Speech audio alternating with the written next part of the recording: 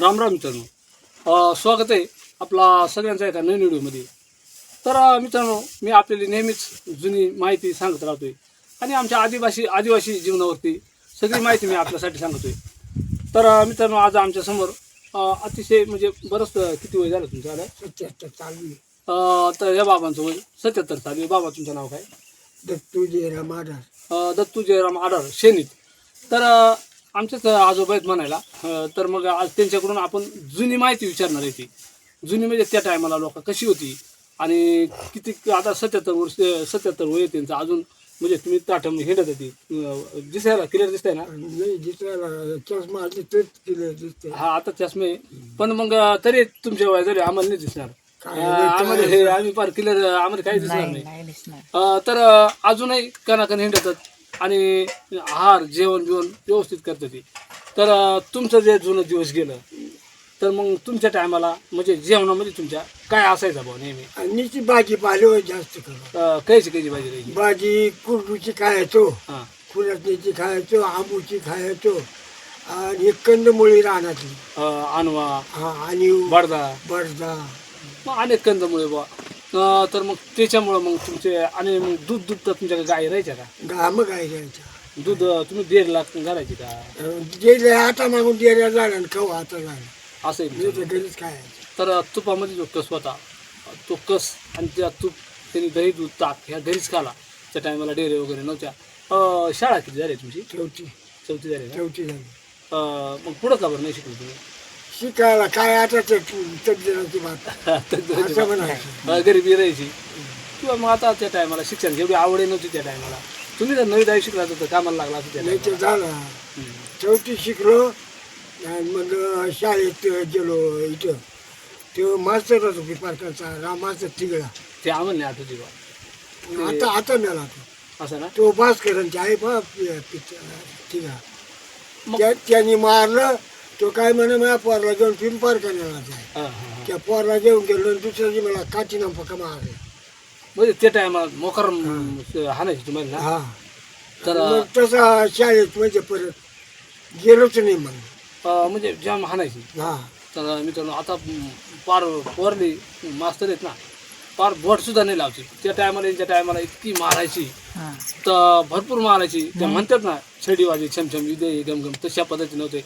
मास्तर समोर सुद्धा जायला द्या वाटायचं.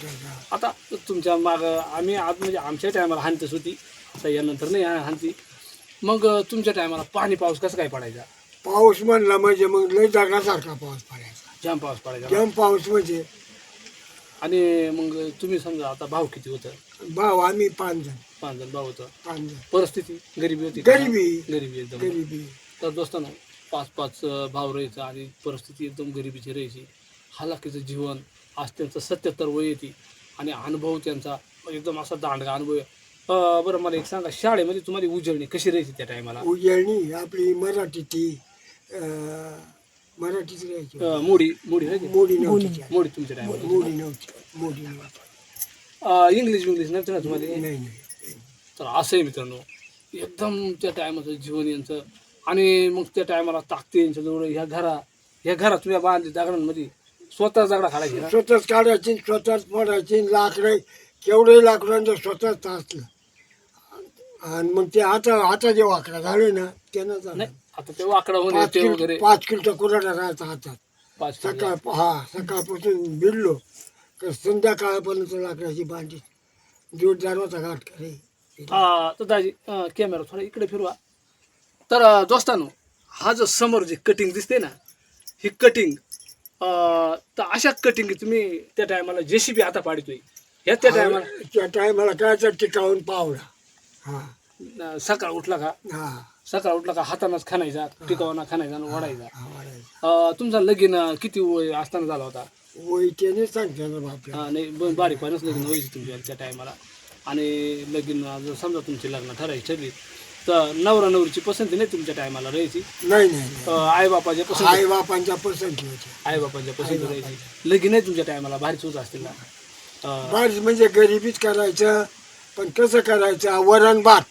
आता ह्या बुंद्या निघाल्यात काय, जिलाबी काय, काय त्या टायमाला वालाचं वरण हा हा नाही तर कुळत्याचं उडदाचं हे वरण करायचं आणि बस.